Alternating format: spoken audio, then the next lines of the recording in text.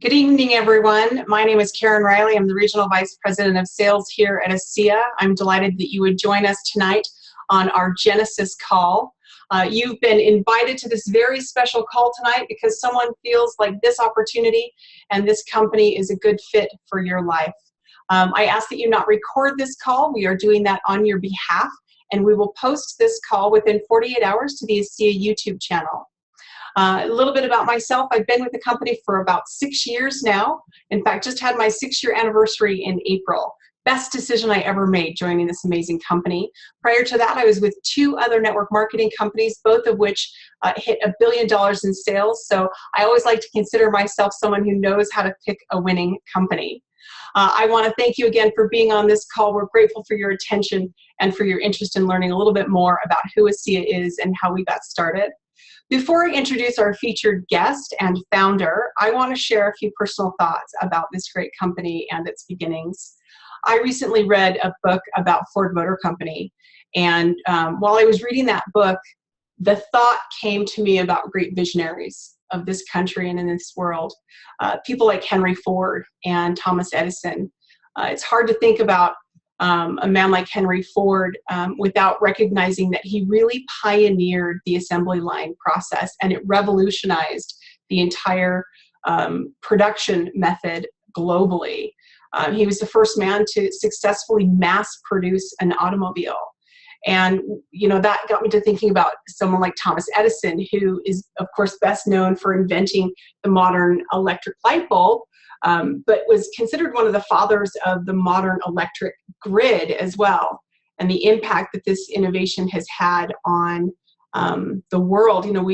It's emerged as the power source for the masses. And when I think about Henry Ford as a pioneer, and when I think about Thomas Edison, creating a power source for the masses, I kind of think about our founders here at ASEA. And I know that those comparisons will probably make our founders blush a little bit, but the truth is it's because of their vision and their commitment that each one of us has an opportunity today to be pioneers and to be a true power source for the masses as well. So it's my pleasure to be introducing tonight's guest speaker and our founder, a true visionary leader, Tyler Norton. He's going to tell us a little bit from his perspective about how this great company got started. Tyler, thanks so much for being with us tonight. Hey, Karen, how are you? I'm so happy to be with everybody. Welcome.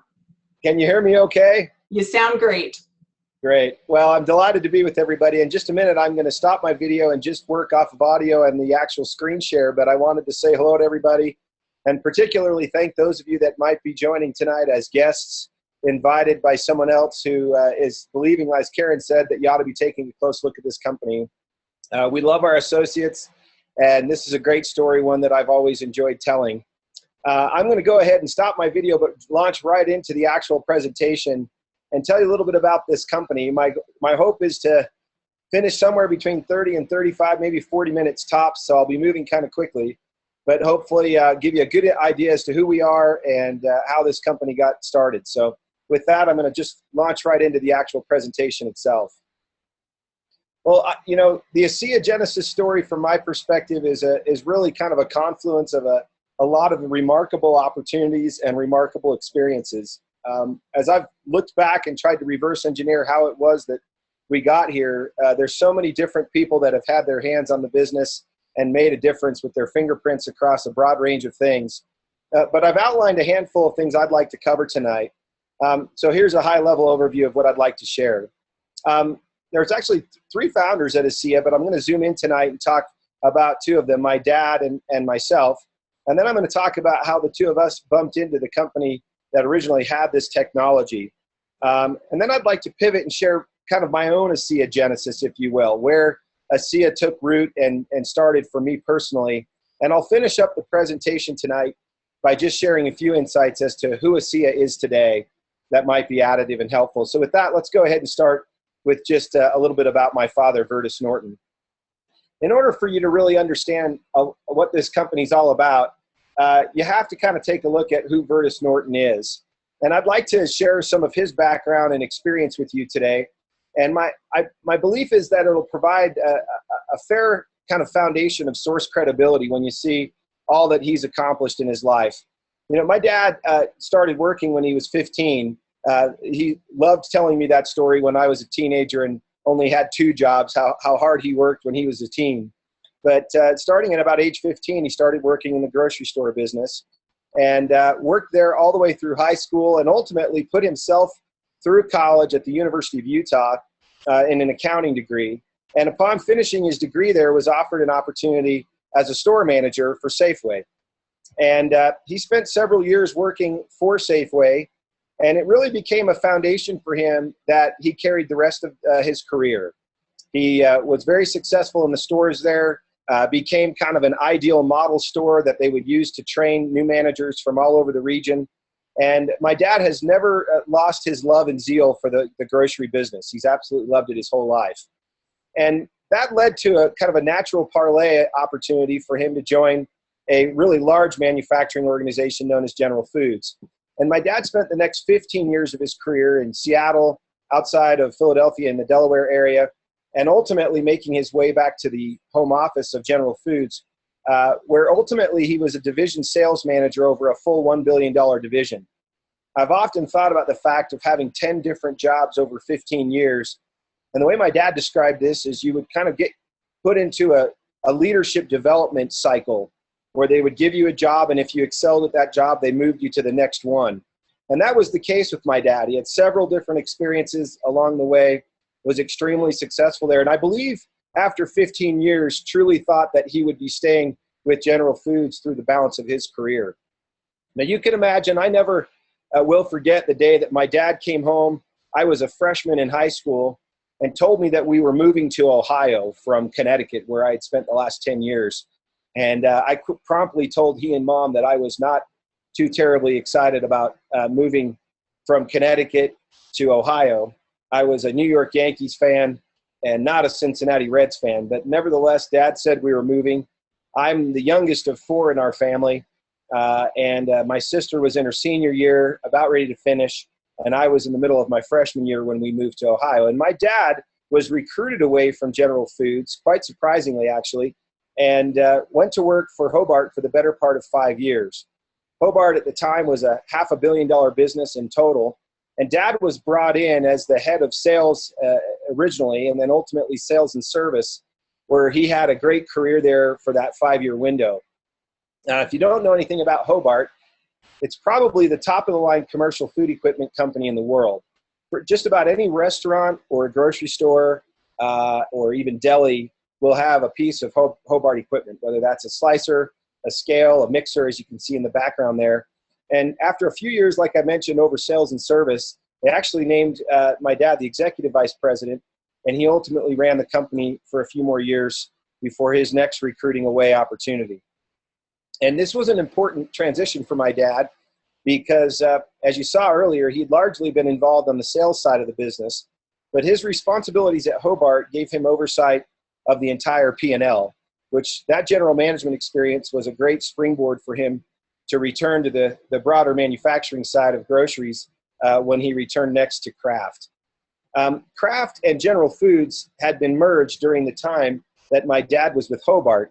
And so several of the senior executives at Kraft were in fact folks that he had worked with at General Foods.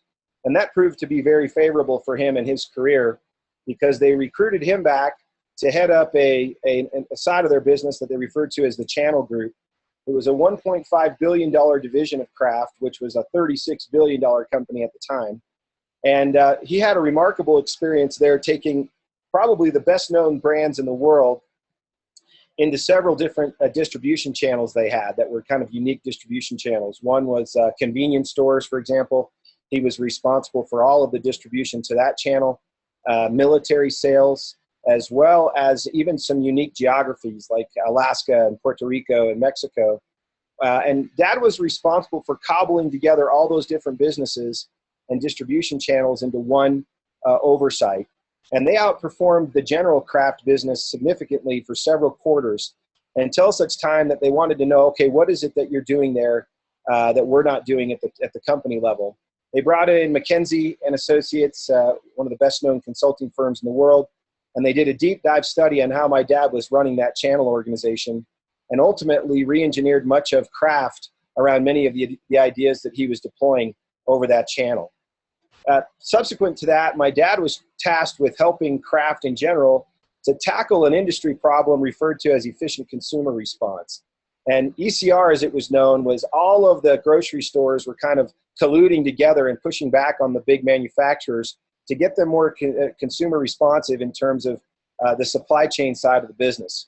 When the time my dad took over that responsibility, Kraft ranked 10th out of 10. In other words, worst of all the different manufacturing entities in the food business. And for the next 2 years or 3 years, my dad took that over and ultimately put Kraft in the #1 position. And that was when he was the head of strategy and corporate reengineering at Kraft, helping them to reposition the business for future growth. My dad's experience at Kraft was really a remarkable development time, and he was really at the pinnacle of his career when, surprisingly to he and my mom, they came out with a kind of a broad early retirement package. And because Dad's experience at General Foods bridged over to Kraft when they merged, he had north of 20 years experience and, in fact, was eligible for early retirement. He was in his mid-50s at this time and thought, you know, this might be a nice way for us to step out of the business. And so he ran the numbers on the early retirement offering and met with my mom, and they talked about it, and they decided, you know, we're going to take this. And he went in to tell Kraft that he was going to take the early retirement, and they simply said to him, we're not letting you take it. He said, well, wait a minute, there's a big opportunity here for me to leave early. They said, you're too valuable to the company. We need you to stick around. And so they honored that early retirement offering to him after the better part of 1 year to 2 years more, working for both Kraft corporate as well as consulting for Kraft in Europe to help them get the ECR initiative figured out. So really at the age of about 57, I believe it was, my dad decides to retire and moves himself to beautiful Park City, Utah, in the mountains there, returning back to Salt Lake City where he was raised. And all 4 of us children, I have 2 older brothers and an older sister, were in the Utah area about this time that they moved back. And Mom and Dad literally designed from scratch the home of their dreams in the mountains of Park City and started hosting big family events, something we hadn't had the privilege of doing while they were in Chicago and we were out west. And this was a real joyful time for our family, and we thought Dad was done. And little did we know that he was almost starting a second career at this point, but we enjoyed the small retirement window that he gave us in his late 50s. From this point forward, it would be instructive for me just to pause before I move into Dad's kind of post-first retirement and step back and look back to a really powerful influence in my dad's life. At his time in General Foods, as well as his time in Kraft, my dad had the privilege of working with a very close friend and associate for the better part of 22 years. And this individual is one that may not be recognized by many, but his name is Jim Kilts. And Jim is recognized worldwide as one of the top CEOs in the world. My dad met him when he was a young business school graduate working in the General Foods organization. But Jim and Dad had a great ride together and learned a lot from one another. And I think my dad would credit Jim with much of his management philosophy and style about business. Jim was the CEO of Kraft Worldwide. He was the president of Oscar Mayer for a season. He was ultimately recruited in to turn around Nabisco, which he did very successfully. And probably his crowning achievement as a CEO was when he was placed in Gillette, the only CEO in Gillette in their 70-year history that was not from the inside. And Jim was brought in by world-famous investor Warren Buffett, who was the largest shareholder at Gillette at that time. And I wanted to share a quote that I found in Fortune magazine that Buffett said about Jim Kilts, just to give you a feel of the kind of mentor he was for my dad. You know, he mentioned that when he first met Jim Kilts, that he made as much sense to him in terms of talking about business in general as anybody that he had ever talked to. Buffett would go on to refer to Jim as likely one of the best CEOs in the world and in America. And my dad had a part of 22 years working with Jim. Jim said of my father at one point that he worked with him for over 20 years and grew really to appreciate my dad's unique capabilities to simplify complex situations and think strategically. And I tell you this because when Dad retired, he set out to codify and log many of the critical thinking processes that he and Jim had deployed over so many years together. And that started to take shape in such a way that it became a consulting offering of really high value. And my dad placed the name on it and called it Strategic Link. And Strategic Link was really nothing more than a form of practical, simplified strategic planning that was linked to doing things on a daily basis, making sure that what you were accomplishing every day was actually linked back to a clear, cohesive strategy. And the actual process itself was a 4-quadrant process and 12 steps. The first quadrant was taking time to assess the broad playing field that your business was in. The second was articulating how you feel about it. The third quadrant was identifying the actual strategies you plan to do about it. And the fourth quadrant, super powerful, was how you were going to integrate your execution efforts and going to get everything done. And as you might imagine, the 12 steps on the inside of that compass expand out into a series of very significant disciplines that would help a business to actually begin thinking more strategically. Now, you may say, well, why all this background? Why is it relevant? Well, you'll see how this strategic link process played a pivotal role in us identifying the technology that's now associated with ASEA. And I'd like to pivot at this point and just back up a little bit and tell you a little bit about myself. I couldn't help but put this old 70s picture in of our family, maybe because of my brother's fantastic clothing or my mom's collar on her shirt, but this is a picture of our family in the mid-70s. I'm the youngest of 4 there on the right, and those are my brothers and my beautiful sister in the middle, who's a dear friend and the heart of our family. And I had the opportunity as the youngest in our family to spend a fair amount of time with my dad over the years. I will say I didn't play a lot of baseball and football with my dad, but I did talk a lot with him about business and strategy. And the greatest achievement of my life is, in fact, my own little family. I shouldn't say little. I have 6 kids, ages 19 all the way down to 6, 5 boys and 1 princess of a girl who puts up with all of the boys, and the love of my life, my wife, Allison. And the whole reason I work and work as hard as I do is for them, and I'm super grateful to have been blessed with a big family. But my background and experience professionally kind of mirrors in some ways my dad. I got a degree at the University of Utah, much like he did. But I took a job in the insurance and investment industry, working for one of the oldest insurance companies domiciled in New York City in America. And it's called the Mutual Life Insurance Company of New York, commonly referred to as Money or Money, and later renamed the Money Group. And there I had 4 jobs over 7 years. I was a street retail financial advisor, then asked to build a team. I built the #1 team in the country as a sales manager, and then was promoted to a national director position, and then placed as the youngest general manager in Phoenix over the state of Arizona. And it was about at this time that my dad was retiring to Park City and beginning to codify the strategic link process that I just shared with you. And I went to him and said, Dad, I really want to learn how to think more critically and apply that in my business. And I can tell you that the second my dad taught me how to think this way, my career took off. I was recruited to a regional company back in the Salt Lake City area and brought in as a 31-year-old vice president, over 80% of the revenue, and then was promoted to senior vice president and ultimately responsible for all distribution in that industry, referred to as a chief distribution officer, reporting to the CEO. And all of that development and promotion, I can literally point to Strategic Link and the processes my dad had taught me to have those unique opportunities in that business. When the economy took a downturn, I was asked and tasked with selling off a portion of the business, which I did to a Goldman Sachs portfolio company named as InSphere, where I served contractually for 1 year and then ultimately pivoted my career in my late 30s, wanting to go out and just do consulting work with this strategic link process.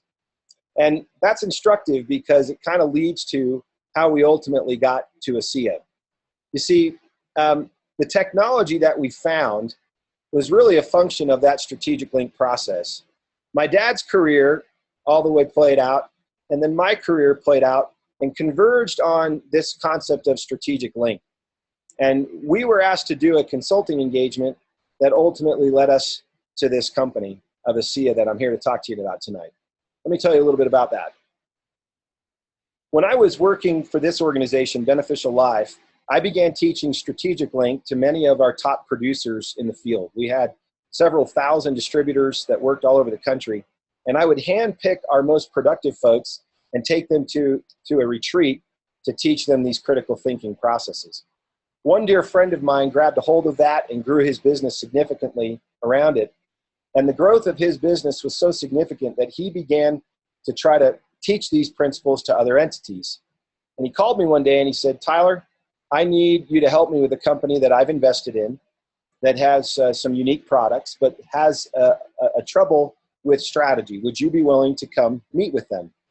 I said, tell me a little bit more about the business. He said, well, it's a biotech company, and they are a unique organization that is struggling but has some great products. Well, my father, upon retiring, had taken the Strategic Link processes and built a biotech company for 4 years in the beef and poultry industry. It was a collaboration between National Beef and a company out of Europe called DMV that was a dairy company. And they were activating a naturally occurring protein in milk that you can find as an inhibitor to pathogen growth in beef. And he had just finished 4 years on a contract as the CEO with a full laboratory, with PhDs working for him, with graduate students working in the lab as well, and had really kind of reinvented himself and able to understand the chemistry and the biology side of the biotechnology industry. And so when that background and experience merged with the Strategic Link need, I thought this is a perfect fit. We ought to put together a consulting engagement for this organization. And so it was that we set out with a Strategic Link consulting engagement that ultimately led to ASEA.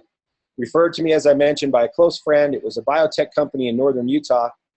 They had several years and millions of dollars invested in research and development and patent work, and they were developing 2 products for the pharmaceutical industry.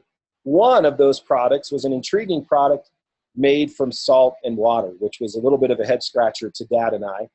And I recall when we went and met with this company for the first time in this engagement, they told us a little bit about that, and Dad and I kind of spoke after and said, it can't possibly be doing what they said. Now, Dad ran point on this engagement, and within a matter of days, they had asked him to sit on the board of directors and help them figure out how to move this company forward. And he began to figure out what they were all about. In fact, before he accepted the opportunity to sit on the board, he said, look, I want to vet some of your research. I just finished running a biotech company, and I'd like to see what you have. They brought him a stack of research and their patent portfolio. And my dad spent several days reaching out to the institutions that had performed a lot of this science and research. He was reaching out to UCLA, Indiana University, Harvard University, several of the major labs across the United States. And what he was learning was they had very defensible science, and that all of these lead scientists that were working on this product were raving about the outcomes and the results. They even suggested that the product itself was safe and could be ingested as a supplement, and you could still get great benefit from that as well. Now, I didn't know that Dad was doing all this research. I had kind of gone on to some other projects. And I came over to the house several days or weeks after he had begun to sit on the board, and he said, Tyler, based on my understanding of this biotech experience I've had, let me tell you what I'm finding out about this product. You see, he had chemistry and biology books strewn all about. He'd been to the library. He was in his own home library. And I remember distinctly him saying to me, wow, they don't know what they have here. This is very significant. He would tell me that it was safe. He would tell me that it had all of these different properties that were unheard of. And I just remember saying to myself, but Dad, this is made from salt and water. And that particular day, I remember getting in the car and driving off and kind of dismissing what Dad had said about this saltwater product and this company he was helping out. Several weeks later, I came back to the house. I gave my mom a kiss on the cheek and asked where Dad was. And she said, you know, he's downstairs in the basement. So I went down the stairs. My parents have a beautiful home with a finished basement, and there's a kitchen down there. And downstairs in the kitchen, my dad had this device. And it was on the countertop. It was interesting to me. It had a power monitor, and it had a conditioner next to it. And then it had that beaker you can see there on top of a separate piece. And I remember thinking, what in the world is going on down here? And I like to joke with my dad a lot. He was putting this liquid that they were actually making into mason jars. It looked almost like moonshine, and it was a clear fluid, and it smelled almost like pool water. And I remember distinctly kind of laughing to myself and making fun of my dad. I said, "Dad, you're reminding me of the movie Back to the Future and the flux capacitor. What is going on down here with all of this stuff?" And we got a good laugh out of it. And he began to tell me that this, in fact, was the product that he had been researching, that this was the device. There were only 5 devices like this in the world that could, in fact, make 1 liter at a time of the product we now refer to as ASEA, which back then we affectionately referred to as the stuff. And I remember Dad saying, "Hey, drink some of this," and I kind of respectfully declined and left the house. Now, there's one thing I've covered up on this device that has become kind of a part of the lore of our company, and that is that at one time they had sent this device, that the little company, the biotech company, had sent this device overseas to do some testing. And they were concerned if it went through customs that people might not know what it was, and they might actually tamper with it. And so they decided to try to head fake out the customs folks by actually placing on the side of this the statement "jewelry cleaner." And you can imagine the laugh I had with my dad, that here he is with this mason jar with a clear fluid, looked like moonshine. He has this device on his countertop that says clearly "jewelry cleaner" on it, aiming to kind of draw attention away from a customs official when they sent it overseas. I found myself laughing and saying, what in the world is my dad doing working with this product in this company? Well, I had my own kind of ASEA Genesis experience after driving away that day, because you see, several weeks later, I was actually at a church meeting, and I was attending a church meeting where we were talking about the needs of our members of our congregation. And it's a meeting that happened every month, and we would get in a room, and this is the kind of meeting where we would talk about, did someone lose a job, and did we need to help them find a job? Did someone maybe fall and break a hip or have a problem, an accident? Could we bring in meals to the family? And we would just go down the list of folks that were coming on hard times of any kind or needed more assistance from us, and we would make plans to help them. On this particular day, I'll never forget it as long as I live, the leader of our congregation was very morose, and he came into the meeting and said, I'm sorry to say that one of the members of our congregation has been told by the professionals he's been working with that he's really hit a very challenging scenario. They don't know what to do to continue to help him, and they've pretty much suggested that he just enjoy his time with his family, and that they really don't know what else to do for him. And I don't know if you've ever had this experience where you hear something really difficult is happening to someone that's contemporary to you in age, maybe a family member, a neighbor, who's got the same scenario you have, you know, young kids at home or whatever age or stage you are in your life. On this particular day, I don't remember anything else that was said in that meeting. I just found myself thinking about my neighbor friend whose name was Jason and wondering, what is it that I could do to potentially help him? I went home from that meeting and talked to my wife, Allison, about it. She could tell I was heavy-hearted. And I told her of the plight of our neighbors and that we needed to do something for them. We talked about making them dinners and taking them over and putting them in the freezer so they could have food and not have to worry about preparing meals for their family. And it just seemed so small in relation to what they were really trying to accomplish. And I remember saying, well, what about taking the kids for a weekend so they can get a weekend away? And even that seemed small, although a nice gesture. And then can you imagine when I started thinking about the stuff?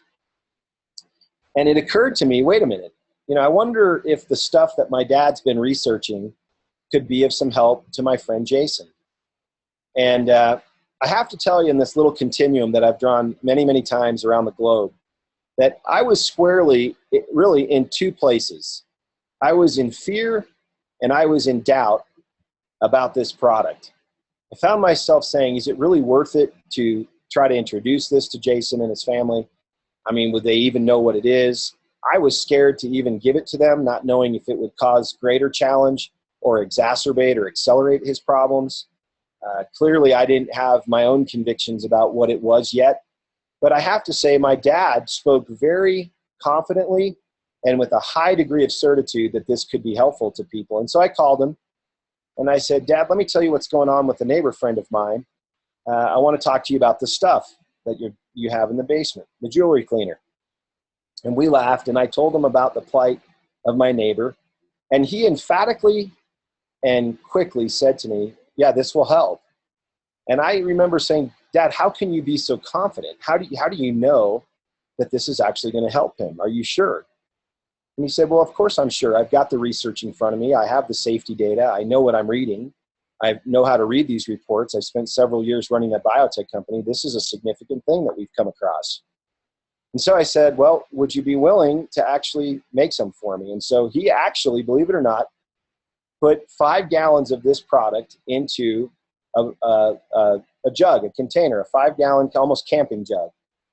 And I was so scared to take this back over to my neighbor that I said, you know what I'm going to do? I'm taking this to the leader of the church. And so I took it to my friend Craig, who at that time was the lay leader of our church. And I said, Craig, I have something that might help Jason. And I said, you can't tell him where he got it, and I can't tell you what it is. He says, now hold on a minute. You have something that might help him, but you don't know what it is, and you're not able to tell him where it came from. And I said, that's exactly right. He said, why are you giving it to me? And I said, Craig, I'm so frightened that I don't want to take it to him. And he goes, well, why would I want to? And I said, because you're a church leader and you're supposed to help people. And so it was that he looked at me and said, I'll do it. You know, and almost what do I have to lose type of scenario. And sure enough, he walked it across the street, knocked on the door to Jason's home, and gave him the container of the stuff. At that particular point, I kind of dismissed it in my heart and mind a little bit and said, well, I've done something. I don't know if he'll drink it. And one of the great miracles for me of ASEA is that he actually did. And I'll tell you the postscript to the story here in just a minute. You know, my dad's background kind of culminated then with them realizing, my dad and a group of other investors realizing that, you know what, this company's in trouble. He jumped off of the board of directors and put a group together to purchase the research and patents of what is now ASEA, this stuff, the product. He was taking it at that point in his life, drinking it and getting a benefit. He had shared it with several other people. As I just mentioned, I had shared it with someone, but still had yet to hear back from them of any result to speak of. But Dad put a team together, and they went ahead and purchased the research and the patents on the product. And it was at this time that we started to actually hear and understand words of their research of the concept of redox signaling molecules. We started sensing and seeing the notion of cellular communication. My dad was working with scientists, and they said, this is a redox biochemistry product. And one scientist I went to lunch with even said to me, Tyler, this could potentially be the single greatest health science breakthrough of yours and my lifetime. Now, you can imagine what's going through my mind at this particular juncture. People were telling me that of the trillions of chemical reactions that happen in the body, simultaneously, they're happening in a saltwater environment. They were telling me things like 60% of our body is made up of water. In little children, it's up to 70%. And that 83% of your lungs are actually this water. 73% are water in the brain and the heart. And so I said to myself, you know, maybe there's something going on here. The science started to play out. But this was an interesting challenge for my dad because they originally bought the technology and the patents with one real goal in mind. And that was, hey, we can turn this around. We have several contacts in the pharmaceutical industry. Why don't we just turn this and flip it? We'll sell it to an outside body. And to my dad's credit, they actually hosted a major pharmaceutical company. They flew out on a private jet. They went through all of their research. And they said, you know, we think you've got something here, and we'd like to engage in a contract with you guys and write you a check that will make sure you don't want to talk to anybody else about what you have here. And they proceeded to tell my dad that there was a catch to that, and that was that he could no longer share the product with anyone. And at this particular point, similar to my friend Jason, my dad and the other associates that had purchased this were out sharing the product pretty aggressively.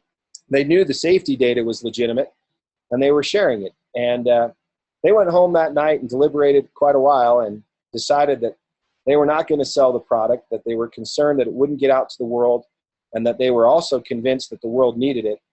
And that was really the genesis and decision of my dad creating a network marketing company. Now, I should say parenthetically, here's a 69-year-old man creating a network marketing company that sells a saltwater product from Salt Lake City, figure that one out, and is doing it in the worst economy since the Great Depression. I mean, this was not a high probability success decision, but knowing my dad's background and all that he's accomplished, and knowing that the product really did deserve to be in the hands of people that needed it, my dad set out to not sell the company or the patents and research, and launch into the network marketing space, which has proven to be a great decision, as you'll see in just a minute. Now, the epilogue to my story is that I got a phone call back from Craig, the leader of the church. He told me that I was not going to believe what was happening, but that our friend Jason's challenge had improved, that he was convinced that the stuff was making a difference, and was actually calling Craig to ask how he might get his hands on some more of it. And you know, this kind of had an effect on me personally. I remember calling Jason and saying, Jason, I need to hear straight from your mouth. I'm the one that gave the blue jug to Craig, and Craig gave it to you, and I'm embarrassed to admit that I was a bit frightened to share it with you. He's telling me that your situation's improved dramatically, and I'd like to hear it straight from you. And he proceeded to tell me things about this product and the effect that it had had on him. And these are things that I've heard all around the world on several different occasions from many people. And if I return back to this notion of the stuff and this moonshine, I started to find myself asking this question: what if? What if everything my dad's telling me about this product is in fact true? What if the research is true? I started thinking about the real simple solutions in the health sciences over the years. Things like in the 1920s when they came out and said a certain type of mold would actually help you. And I started thinking, well, maybe there are very simple solutions to problems that people are overcomplicating. And I found myself on this little continuum that I've talked with you about, shifting from fear and doubt, just briefly though it was, I found myself kind of moving into this place of hope, this what if place. And I have to be candid with you guys. I'd love to tell you I shifted directly to hope and was super confident about it. But the truth is I was moving back and forth from hope to doubt. I would tell myself, wow, this is an amazing product. My friend Jason came over to the house. I put a video camera on him and said, tell me your experience using this product. And he said the most amazing things. And when he left the house, I sat there and thought about it and found myself really in this hopeful state. And then I would pivot back to doubt. And I would say, God, you can convince yourself of anything. Your mind's its own pharmacy. If you just believe something, you know, you can definitely make it work. And so it was that I had this back and forth experience with hope and doubt. Now, I have to say that of all the things that will help to keep you closer to hope, it's more experience. And that's exactly what happened to me. My first hash mark, of course, was my friend Jason. But as I started to get more involved in helping my dad, I started speaking for them at various events and started actually doing recruiting events as they were launching the company. And pretty soon I was traveling and I was going out and speaking to people, lots of them. And at the end of each meeting, they would come up to me afterwards and there would be lines of people that all wanted to share a personal experience they had had with this product. These experiences were significant. They were families and individuals. These were real people whose lives, whose quality of life and health had improved. And I found myself really going to a special place and saying, you know what? I don't know that I hope anymore. I'm actually starting to believe. And I have a really strong conviction that there's an interplay between hope, experience, and belief. And in my case, the more I heard about it, the more I talked with people about their experience, just like my dad had experienced himself, the more I realized that each experience I had was bolstering my hope, and that hope and experience was bolstering my belief, and it became a really powerful triangle for me. It got so strong that ultimately there kind of became a wall between going back to doubt and fear, and the product was no longer on trial for me. I started to realize that this was a cause that had great purpose and ultimately led to the final stage of this continuum, which is action. I believe that all meaningful action is informed by belief. And if you believe something and gain your own convictions about it, it tends to prefigure movement and action. And that was definitely the case with me. Now, let me tell you a little bit about ASEA today and kind of where this has all gone since those days of the early product. That would have been the late 2000s when all of those things occurred. But ASEA today really is a magnificent story. We've articulated our mission simply to be to better people's lives and to be a force for good in the world. To be honest with all of you, my dad didn't need the funds or the money to do ASEA. In fact, he still lives in the same home he lived in 10 years ago when he first started learning about this technology. And really not much of his life has changed. But when he knew that the product could make a difference, and I can assure you it has made a difference in thousands of people's lives around the world, he really set out with this noble purpose in mind, to be a force for good and to truly better people's lives. And the vision we have for the company, which was recently kind of re-articulated by our able and capable CEO, Chuck Funky, the vision is to be the recognized global leader in cellular health, as well as redox-based technologies, and to achieve worldwide distribution of our life-changing products and opportunity and culture. And we're on the path to doing that every day. You know, if I use this same schematic that I used a minute ago, I can kind of give you an idea. You know, the early stage of doubt and fear has given way to a 42,000 square foot production facility where we can manufacture the same product that was made in that small device. We can now make over 20,000 bottles a day in a 10-hour shift inside of this facility. That's true of both the Redox supplement of ASEA as well as the Renew 28 gel. We have a corporate office with north of 140 employees, including offices in Europe. We've opened the product for sale, registered and totally legal sales in 26 different countries that have accepted the product. And we've grown to almost 200,000 associates, not including those that are buying the product as a preferred customer. Our sales year over year have climbed almost to $80 million total since the beginning of this company in just the 5 short years that we've been in business. And our product set, particularly this ASEA Redox supplement product, we've sold almost 9 million bottles of that product and expanded the Redox technology into a skin care solution and a total body Redox-based skin solution, helping you from the outside in, as well as the supplement product we started with that helps from the inside out. ASEA is probably, in my opinion, the greatest business opportunity in the world right now. The world doesn't understand redox biochemistry and redox supplement and signaling molecules, but it will. And if you remember, years and years ago, antioxidants came out, and virtually everyone was on that bandwagon. I remember seeing that Cherry 7-Up even was saying it had antioxidants. Well, I'm here to tell you that oxidants can be friend and foe, and in the case of redox, the ox being oxidants there are some very, very important signaling oxidants that play a very important role in stabilizing and healing your body. ASEA is really not a cure for anything. I want to be clear about that. But given that this biochemistry is actually causing cells to signal and communicate one with another in a very compelling way, it's increasing the amount of molecular communication that's happening at the cellular level. It's helping the body to really heal itself. And that's the great secret of ASEA. As for my dad, he retired again just last year, and we honored him at our 5th annual convention in front of really thousands of people. This is our extended family here in this picture, and my mom, who's the real secret weapon of our whole family. She's amazing. And we're grateful for my dad and all that he's done, but he's passing the torch to a great leadership team that we have at the corporate offices in Salt Lake City, led by our CEO, Chuck Funky, and President Jerem Webb, along with Kurt Richards, who round out the executive committee, and a great team of executives that really cross the whole set of disciplines in the enterprise. And I would just tell you that ASEA is a remarkable opportunity, a remarkable company, and one that's worthy of your best attention. If you've been invited today to consider understanding a little bit more about what we're doing, I would suggest to you that you're not invited by accident.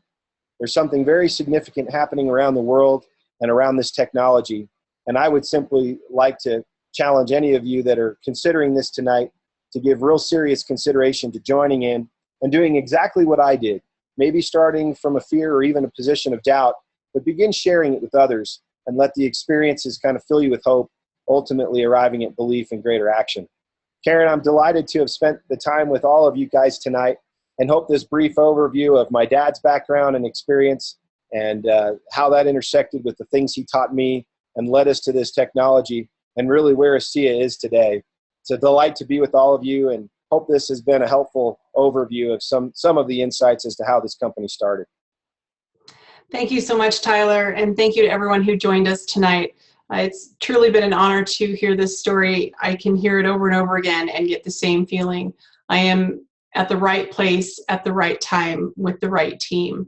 I'm so grateful for Tyler's leadership, for Bertus's leadership, for the amazing founders that started this company. I'm grateful that you would take the time to learn a little bit more about how this great company started.